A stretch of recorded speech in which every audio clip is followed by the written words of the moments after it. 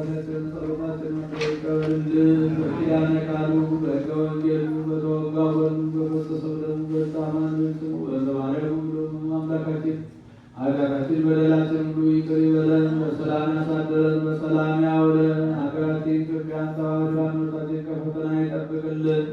መከራውን፣ ሞቱን፣ ግጭቱን፣ ረሃቡን፣ ስደቱን፣ ጦርነቱን ከሕዝባችን ያስወግድልን። ሰላምን ለሕዝባችን ይመልስልን። በሰማዕትነት ያረፉትን ወገኖቻችን በሃይማኖታቸው ምክንያት በሰማዕትነት ያረፉትን ወገኖቻችን በመንግስቱ ያሳርፍልን። ከቤት ንብረታቸው የተፈናቀሉትን፣ በሜዳ የወደቁትን፣ በሰውነታቸው ላይ ጉዳት የደረሰባቸውን ወገኖቻችን ሁሉ ወደ ሕይወታቸው፣ ወደ ኑሯቸው፣ ወደ ሰላማቸው ይመልስልን። ክፉዎቹን ሁሉ ያስታክስልን፣ ክፉዎቹን ያብዛልን። ይህን መከራ ዘመን ያሳጥርልን። አምላካችን በቸርነቱ ይማረን ይጠብቀን። ይህችን ቤተክርስቲያን በገንዘባቸው፣ በጉልበታቸው፣ በእውቀታቸው፣ በጸሎታቸው ጊዜ እያሰቡ የሚያገለግሉትን አገልጋዮች፣ ካህናቱን፣ ዲያቆናቱን፣ ምእመናን ወንዶችንም ሴቶችንም በሕይወተ ሥጋ በሕይወተ ነፍስ በረጅም ዕድሜ በሙሉ ጤንነት ይጠብቅልን።